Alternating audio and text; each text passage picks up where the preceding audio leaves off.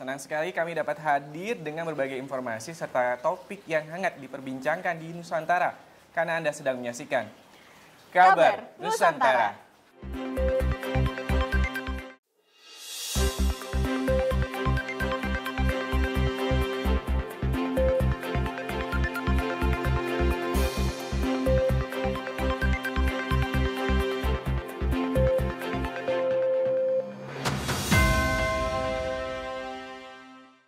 Berawal niat mulia memasyarakatkan budaya lokal lewat keramik, seniman Franciscus Widayanto mulai berkarya menciptakan keramik dalam berbagai bentuk yang bernilai seni tinggi sekaligus fungsional sejak 2 dasawarsa silam.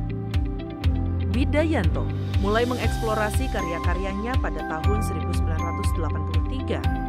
Sejak itu, lulusan jurusan Keramik Fakultas Seni Rupa dan Desain Institut Teknologi Bandung tahun 1981 ini tetap konsisten menggarap tema budaya, alam, flora dan fauna Indonesia. Pria kelahiran Jakarta pada 23 Januari 1953 ini pun pernah menggelar sejumlah pameran di luar negeri. Widayanto juga memiliki 2 galeri, yakni Galeri Saniter di Jalan Panglima Polim dan di kawasan Setiabudi, Jakarta Selatan. Selain di galeri, produk-produk Widayanto juga dapat dijumpai di gerai-gerai sejumlah pusat perbelanjaan di Jakarta, Bogor, dan Bandung. Keinginan Widayanto tak berhenti sampai di situ. Niat untuk memperkenalkan keramik lebih luas diwujudkan pria ini dengan membuka wisata keramik di Rumah Tanah Baru di kawasan Tanah Baru Beji, Depok, Jawa Barat. Studio keramik ini bisa menjadi pilihan rekreasi keluarga yang menarik sambil melatih keterampilan dasar membuat keramik.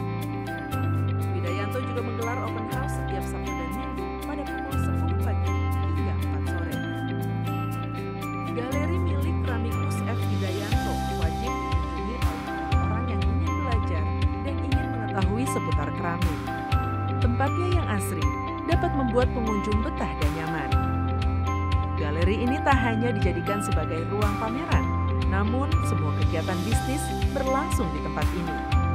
Pengunjung juga dapat mengikuti kelas seni keramik yang disediakan oleh galeri ini.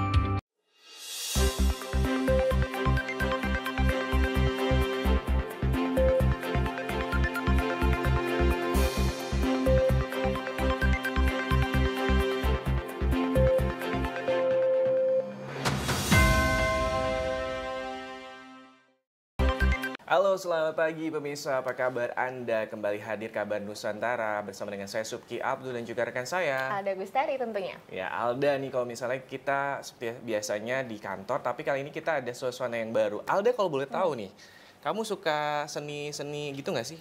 Aku suka seni, terutama yang berkaitan sama kain-kain. Aku tuh tertarik banget sama batik, shobori, kayak gitu-gitu. Kayak aku suka banget. Ini mungkin juga banyak juga nih pemirsa di rumah yang suka dengan dunia seni. Ada seni rupa, kalau misalnya tadi Alda seni batik, itu lebih ke kain. Dan juga ini adalah salah satu juga seni yang mau kita kenalin ke pemirsa di rumah nih, ya Alda. Betul sekali. Dan di hari ini kita nggak cuma berdua, Uki. Betul. Tapi sudah ada pria kelahiran 23 Januari tahun 1953 yang jago banget bikin kesenian keramik. Dan juga sudah sering mengelalang buana nih, membuat pameran di mana-mana. Kita sambut ini dia, ada Pak F. Widayanto. Apa kabar Bapak? Apa kabar Pak? Baik, selamat pagi. Pagi. Sehat ya Pak? Walafiat, terima kasih. Sudah vaksin berapa kali Pak? 3 dong. 3 kali. Ya. Nah, pertama-tama nih, sebelum kita mulai bincang-bincangnya, saya mau tahu dulu, dari sekian banyak kesenian yang ada nih, dari batik dan seni-seni kriya yang lain nih Pak, kenapa sih keramik? Kenapa? Saya senang main tanah tuh dari kecil. Saya ingat banget waktu 4 tahun, kalau habis hujan, becekan, saya mengais-ngais tanah di depan halaman rumah. Pada waktu itu saya di daerah Senen ya, Jakarta, anak Jakarta nih.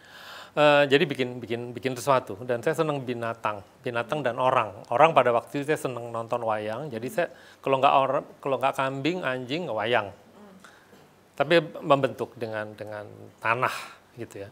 Dan kalau jalan kemana-mana, ke daerah, ke puncak, ke Jawa Tengah, kemana, kalau melihat gundukan tanah, aduh kayaknya saya pengen bawa pulang deh. Saya pengen bikin sesuatu. Dan Dan orang tua saya menganggap itu aneh ya, tanah mau dibawa. Karena lilin pada waktu itu mahal, ya permainan dengan membentuk lilin. Jadi asal muasalnya begitu. Dan memang saya senang menggambar, saya senang tanaman, saya senang binatang, saya senang museum. Itu yang membawa saya akhirnya memilih jurusan seni rupa dan lebih mengkhususkan diri kepada akhirnya bidang keramik dan terus menekuninya. Kira-kira begitu asalnya. Tapi sebenarnya ada jiwa seni juga nggak sih Pak dari orang tua, latar belakangnya orang tua Pak Wit sendiri? Orang tua saya dua-duanya guru, yang satu filsafat dan bahasa, yang satu kepala sekolah, sekolah dasar. Jadi pedagogi sebetulnya. Dan mereka banyak buku-buku bergambar. Itu yang membuat saya pertama kali banyak melihat gambar. Jadi gambar sangat memukau saya daripada bacaan. Jadi kalau baca koran lama, karena perhatiin gambarnya. Orang pikir saya nggak bisa baca, tapi yang saya perhatiin adalah gambar daripada tulisan. Bahasa gambar kuat buat saya. Oke. Ya, Pak, kalau misalnya kita juga melihat ini kan sebenarnya apa sih yang membuat Pak Wit sendiri akhirnya memilih keramik? Apa ada nilai seni yang tinggi atau nilai nanti rupiahnya juga mengikuti itu? Atau sebenarnya ini juga Alda dan juga pemirsa niat awal dari Pak Wit ini sebenarnya mulia banget katanya memasyarakatkan budaya lokal lewat keramik. Nah, itu gimana tuh Pak ceritanya? Oh iya, saya senang sejarah. Ya. Memang ya, gambar, sejarah, barang-barang lama, cerita, mitologi. Kan itu Indonesia sangat kaya ya. Jadi sebagai anak kecil kalau ke desa, ke kampung, ke rumah Pak D, sebelum tidur diceritain sama Pak D mengenai apa? Cerita tentang fabel, tentang daerah setempat. Itu asik banget tuh. Jadi pikiran saya juga menghayal. Kalau ke museum, saya juga melihat barang-barang lama, itu juga pikiran saya menghayal bahwa manusia tempo dulu tuh sudah begini. Membuat barang begini, begitu. Nah, dalam pendidikan saya di Bandung, di jurusan seni rupa, saya senang juga akan sejarah. Ya. SMA juga, saya senang sejarah. Dan akhirnya saya mengambil keramik. Kenapa? Sebetulnya, ya, kalau menggambar, saya sangat senang menggambar dan selalu menggambar. Jadi tidak ada masalah. Tetapi keramik itu adalah masalah teknis yang harus saya pelajari. Ilmu tanah, ilmu proses, ilmu bakar, ilmu glasir, itu yang harus saya pelajari. Dan di situ saya menekuni pertama-tama, yang dulu tanah saya bikin kalau dibakar jadi kuat, diglasir jadi cakep, namanya keramik. Dan ini grade-nya, tingkatannya juga berbeda-beda. Jadi keramik itu ternyata ilmu yang sangat luas dan bisa menjadi barang ekspresi seni. Bukan hanya sekedar lantai, genteng, mangkuk, cangkir hari-harian saja. Tetapi bagaimana mengekspresikan diri kita, kesenian kita, memaktubkan persepsi kita ke dalam tanah liat. Menjadi sesuatu yang akhirnya orang lihat, oh ini Yanto. Gitu, sama seperti pelukis menyoretkan pensil atau warnanya ke bidang kertas warna dan orang tahu, oh ini Hendra, ini Avandi, ini siapa. Begitu juga dengan tanah. Saya pikir harus diberi karakter. Oke, gimana? Alda jadi tertarik buat mau bikin healing untuk akhirnya bisa bikin keramik? Kayaknya menarik ya, tapi emang kayaknya susah-susah gampang. Dulu saya pernah nyoba tapi melewat terus gitu, Pak. Iya, menariknya karena melewat. Iya. Ternyata karena melewat. Oke. Iya. Nah, mungkin saya mau tanya nih, tadi kan saya udah sempat keliling lihat-lihat di sekitar sini nih, Pak. Seni keramik Bapak ini terinspirasi dari mana sih sebenarnya? Inspirasi dari mana saja, dari cerita-cerita orang tua, anak kecil, membaca, nonton film, drama, teater, tarian. Oh, saya senang banget. Bagaimana saya mengembalikan itu kepada keramik. Nah, selalu saya bikin, kalau kemana aja, gue pulangnya pengen gue bikin keramik. Jadi, dan saya selalu membuat sketch terlebih dahulu dan membuat catatan dimanapun saya berada. baik di kertas kosong, baik di HP, di mana saja, ya supaya catatan-catatan itu bisa saya realisasikan di studio saya. Ya, jadi ide itu bisa dari mana aja. Ya, tetapi saya ingin mengembalikannya kepada Indonesia, ya, dan kembali kepada ini Yanto, itu yang penting. Oke. Oke, jadi banyak banget inspirasinya dari sekitar aja gitu ya. Tapi mungkin ini bisa jadi salah satu alternatif yang cocok juga buat pemirsa. Mungkin anak muda yang kadang sering banget butuh healing tuh Pak ya. Kalau untuk bisa gimana bikin. Nah ini jadi topik yang menarik. Pastinya pemirsa jangan kemana-mana, tetap di Kabar Nusantara.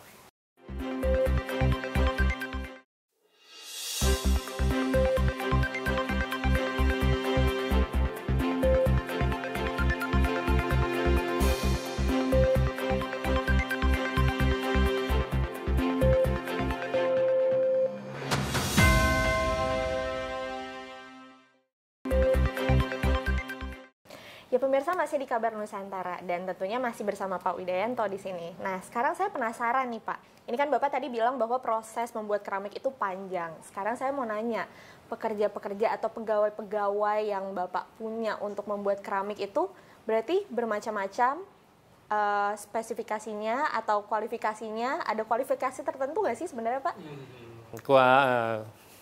Kualifikasi tertentu adalah mau hidup, mau kerja. Nggak perlu seni. Tidak perlu seni. Tidak perlu. Yang penting mau kerja, mau belajar. Ya itu, ya mau hidup ya.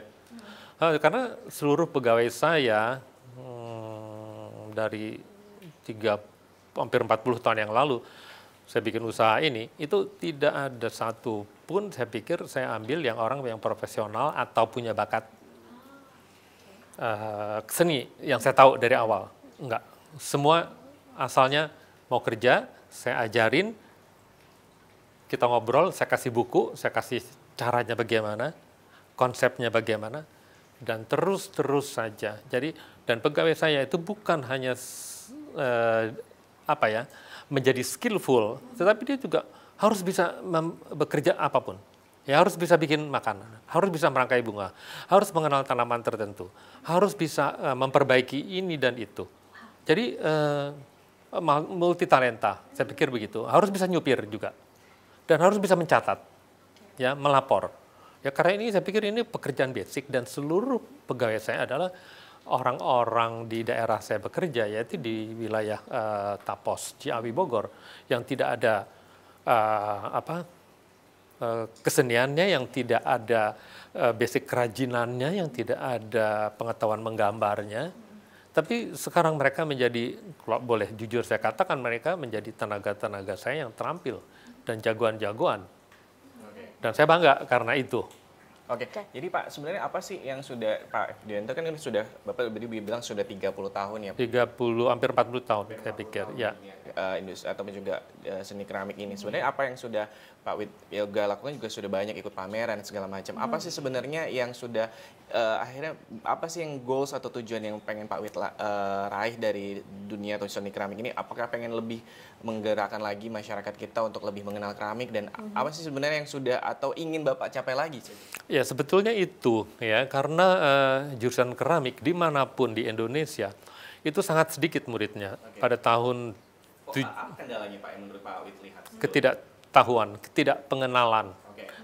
Mungkin agak menyepelekan karena begitu banyak yang kita lihat di keramik ya. Katakanlah kita bangun, menginjak lantai, keramik tembok, keramik makan, keramik kloset, keramik genteng, keramik begitu besar. Kita hanya melihat keramik sebagai barang-barang pakai yang biasa, yang sepele saja, yang barang-barang industri saja. Kesempatan untuk meningkatkan barang-barang industri itu, barang-barang yang tanah liat semata, untuk menjadi bernilai itu yang kurang. Ya. Jadi buat saya ini adalah kesempatan mengekspresikan diri kepada satu material yang tidak dihargai sebelumnya. Ya, karena tanah-tanah kita juga harus kita datangkan sendiri, harus kita olah sendiri. Begitu juga pewarnaannya, semuanya serba sendiri. Berbeda dengan katakanlah lukis, kanvas beli, cat beli, kuas beli. Kalau kita semua bikin sendiri. Bahkan tungku kita bikin sendiri. Bayangkan, itu buat saya satu kebanggaan juga untuk mendapatkan daya juang itu dan bisa membagikannya kepada masyarakat yang tidak mempunyai pengetahuan apapun. Dan dengan harapan saya supaya mereka bisa meneruskannya. Tidak usah seperti saya, tetapi juga mereka harus bisa menggali jati dirinya dan meneruskan keramik-keramik ini sebagai potensi-potensi daerah lokal. Itu harapan saya sebetulnya. Ini sebenarnya juga menarik sekali, ini seperti yang disampaikan oleh Presiden Jokowi dalam pidatonya. Kita harus menggunakan produk-produk lokal, produk dalam negeri, jangan impor. Jadi totally semua produk, bahan baku, semuanya Bapak kelola dan Bapak hasilkan dari buatan Indonesia 100%. 100%. Ide boleh dari mana aja, ilmu dari mana aja. Seberanglah ke negeri lain, tetapi baliklah menjadi diri sendiri. Oke, Ya. menarik. Pak, tapi kalau misalnya ngomongin, sekarang kan kita pandemi nih. Lalu terdampak nggak sih Pak ini bisnis keramik ini? Terdampak, ya orang tidak datang lagi dan berubah. Segalanya berubah.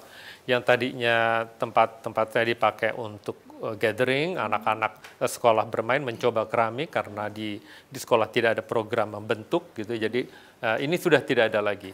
Tetapi karena kebetulan ketiga tempat saya ini cukup besar dan berkatakanlah nuansa outdoor alam, karena saya senang berkebun, senang tentang udara. Jadi tempat itu beralih menjadi kegiatan lain. Ya, jadi menjadi ya untuk perkawinan. Rata-rata untuk lamaran, perkawinan, pre-wedding, walaupun dalam jumlah yang terbatas. Tetapi ya saya bersyukur bahwa walaupun bidang keramik saya ini berkurang kegiatannya, tetapi kegiatan berkebun saya, outdoor saya kepakai juga. Sehingga tidak terlalu berat buat saya. Tinggal kami menunggu lagi kapan nih keramik bisa mulai lagi. Oke, jadi benar pandemi terdampak, tapi harus putar otak apa yang harus bisa dihasilkan. Tapi sebenarnya sejauh ini apa, kalau boleh tahu nih karya-karya Bapak nih potensi ekonominya seberapa besar dan sudah kemana saja nih Bapak melalang buananya dari yang sudah Bapak hasilkan, Pak Wit? Iya, saya berusaha berpameran dari mulai saya berkarya ya sebanyak mungkin. Ada istilahnya memang ngamen, jadi mau pameran di mall, mau pameran di bank, mau pameran di rumah orang, mau pameran di ibu-ibu arisan, terserah aja. Jadi pengenalan diri. Mau pameran di galeri, lebih tingkatnya, mau pameran di museum, lebih naik lagi, silakan aja. Tetapi pengenalan diri, sehingga orang-orang banyak tahu, oh ini keramiknya ini cirinya begini, perkembangannya begini-begini. Ya. Saya rasa sangat penting itu. Tapi pada pandemi ini memang itu kegiatan itu sangat berkurang. Ya, mengenai audiens saya itu memang cukup beragam. Tapi tetap paling banyak adalah Indonesia yang pada awalnya memang saya harus perjuangkan supaya orang cinta kepada produk keramik lokal ya, bukan hanya keramik tradisional saja, tetapi keramik kontemporer yang bernuansa untuk kekinian itu juga menjadi buruan mereka karena punya karakter. Nah, tetapi dari pembeli-pembeli asing ya saya juga melayani, tapi ekspor tidak. Karena produk saya selalu berganti dan jumlahnya juga sangat terbatas, berganti desain lagi, kira-kira eranya begitu. Jadi bukan jumlah, bukan quantity yang saya kejar, tetapi uniqueness itu sendiri, ya, dan selalu berganti, dan selalu ada sertifikat yang menyebutkan ini ceritanya bagaimana, dibuat bagaimana, iya ada filosofi di situ, ya. Oke. Nah, ini juga menarik. Apakah selama ini sudah ada dukungan-dukungan dari pemerintah kepada Pak F. Widayanto di industri keramik ini? Pastikan jangan kemana-mana, tetap di Kabar Nusantara.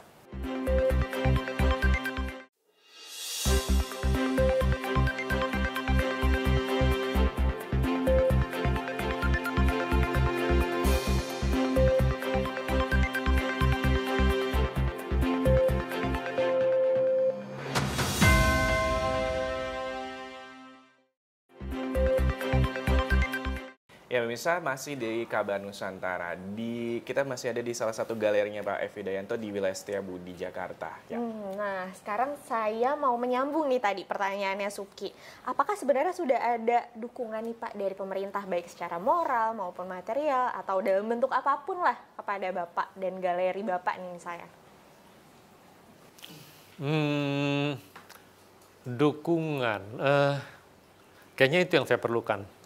Ya, dari siapapun, termasuk pemerintah.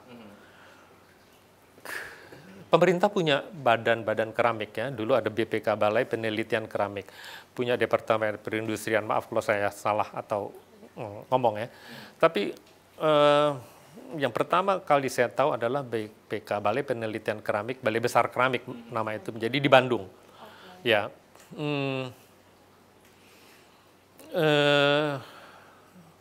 Tapi apa ya sebetulnya fungsinya itu, ya?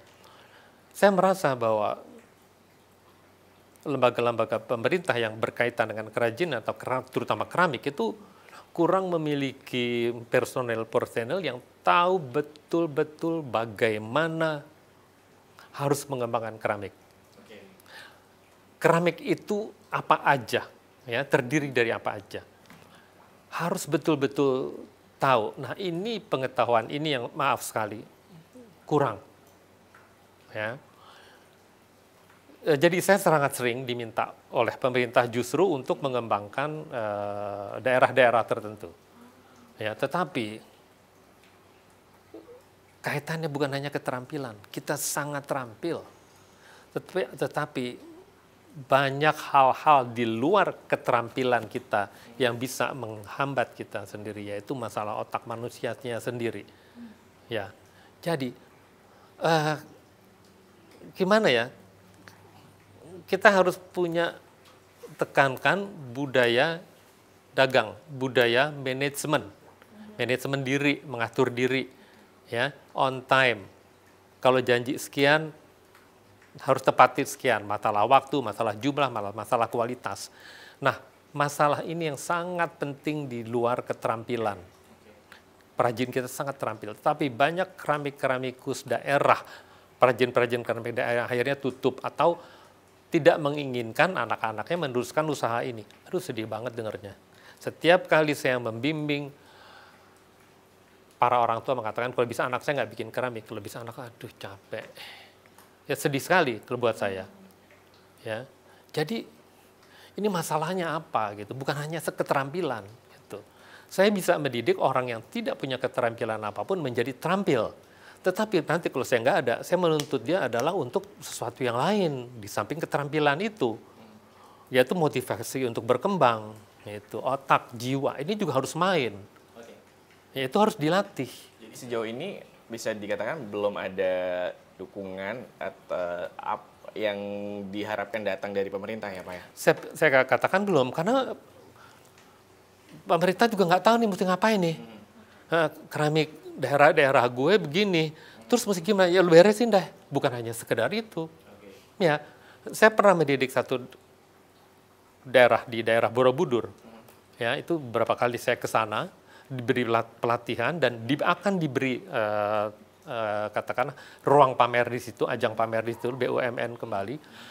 Itu mereka minta kalau belajar di situ meninggalkan suami harus dapat transport, harus dapat uang makan, harus dapat honor. Dikasih pelajaran saja gratis, mereka minta honor. Hal-hal semacam itu. Sementara orang yang mau belajar jauh, mengeluarkan uang itu banyak terjadi. Tetapi yang mau diajarin dengan dikasih showcase masih minta biaya. Saya pikir daya juangnya beda. Ya, kita ini sedih juga ya. Masalah Sedih juga sebenarnya. Ini padahal kalau misalnya ngomongin soal industri, ini kan termasuk salah satu industri kreatif ya, ada ya. Kita harapkan nantinya nih dengan kita ngobrol sama Pak F. Widayanto ini hari ini, ya nanti bisa ngasih solusi dan juga mungkin nanti ada dukungan serta atau apa. Sebenarnya butuh dukungan sekali sebenarnya Pak. Khususnya untuk promosi mungkin kali ya Pak? Ya promosi ya. Ya pengenalan ya tentu saja dan juga bagaimana kerajinan ini juga bisa berkembang. Karena keramikus-keramikus yang berkarakter ya, bukan hanya sekedar keramikus tradisional, itu juga semakin berkurang. Karena tadi orang tuanya mikir bahwa anaknya nggak usah di ini karena nggak ada duitnya gitu kali ya Pak? Iya, begitu. Kira-kira begitu ya kekhawatiran itu. Tapi saya juga berkenalan juga dengan anak-anak muda yang bermulai dengan keramik ya. Itu saya melihat bahwa karakternya masih bersifat umum. Ya, masih bersifat standar, masih bersifat milenial. Tetapi yang bersifat sangat pribadi dan Indonesia, ini dagangan kita nih. Ya, Indonesia dan pribadi, bukan Indonesia pada umumnya saja yang keramiknya semua sama, tetapi keramik-keramikus yang punya nilai pribadi yang kuat, anak-anak muda. Ini yang saya nggak lihat. Ya. Masih belum lihat, masih perlu waktu lagi. Ya, padahal ini udah 40 tahun saya bekerja nih. Oke, Pak Wid, menarik sekali perbincangan kita. Pastinya ini juga miris kalau ternyata selama 40 tahun berkarya, Pak Wid ini belum dapat dukungan baik moral, material ya. Nanti semoga kita harapkan sekali lagi bahwa bagaimana nih Pak Sandi Uno menggencarkan sekali industri kreatif. Betul. Gitu ya. Dan saya sih juga berharap nih Uki, semoga mindset orang Indonesia ini mulai bergeser lah. Nggak cuma keramik itu sebagai hal-hal yang material aja, tapi memang lebih ke seni dan kepuasan diri mungkin ya Pak ya. Betul sekali. Nanti kita juga mau diajak nih sama Pak Wid nih untuk gimana cara salah satu yang ada di galerinya di Pak Wid di Setiabudi ini. Pastinya pemirsa jangan kemana-mana, kita tetap di Kabar Nusantara.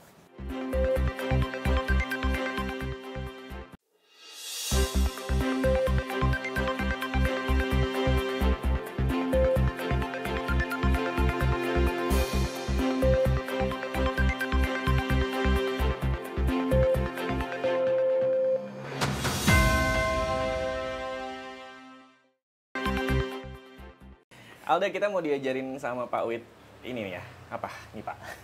Bermain keramik. Bermain keramik. Pengenalan.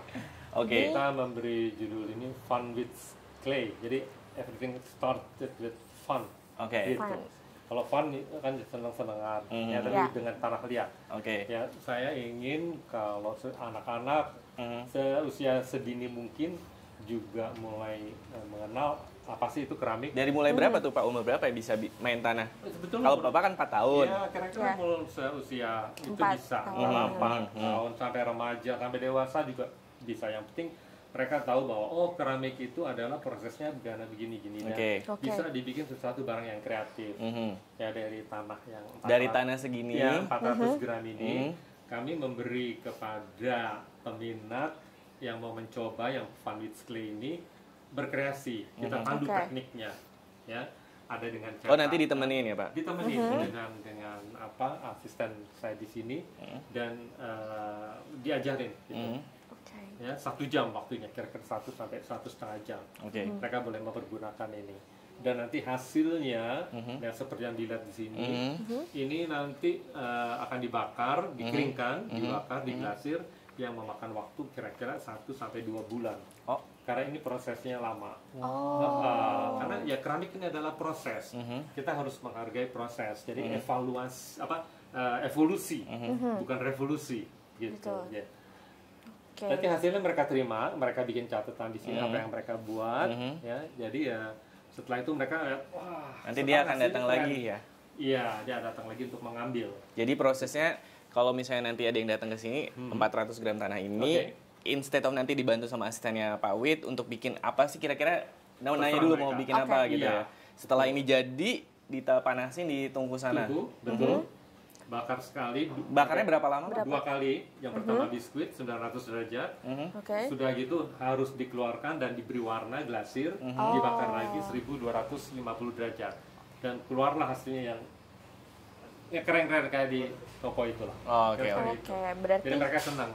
Berarti pertama dibakar dulu baru diwarnain ya Pak? Betul. Berarti nggak bisa langsung Kak? Nggak bisa langsung. Nggak bisa langsung. Tapi berarti mereka ikut warnain juga atau yang warnain? Ada kelas yang bisa ikut mewarnai. Kita pilih ya mau bikin yang dari awal, atau mau sampai semua kelar ikut warnain juga. Ada beberapa paket. Oke. Wah, keren banget nih, salah satu lokasi yang bisa anak-anak gaul, anak-anak yang butuh healing, anak-anak yang butuh ekspresiin mungkin perasaan mereka gitu ya Pak. Ya. Gimana caranya? Mungkin Pak Wid bisa kasih tahu gimana kalau misalnya ada pemirsa di rumah pengen ngikutin kelas ini kemana Mau Pak? daftar gimana caranya Ya, gitu bisa Pak? daftar melalui galeri ini, ya. Nanti ada emailnya mesti kemana, Oke. itu. Jadi mereka bisa isi form sendiri kapan waktu luangnya dan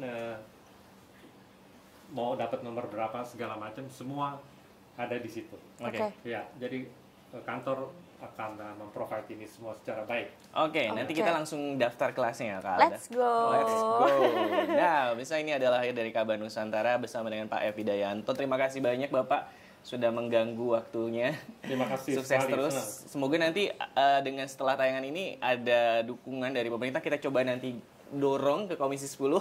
Iya, Bener apakah iya, semoga ada dorongan dari Komisi 10 dan muncul ada keramikus muda nih Ya, yang itu berminat. harapan saya, Betul Oke. sekali. Ya. Dan saya Subki Abdul dan juga rekan saya. Ada Gustari tentunya bersama Pak Widianto di sini. Senang sekali hari ini kembali di Kabar Nusantara dan kami pamit undur diri. Terima Sampai kasih. jumpa. Dan sampai jumpa.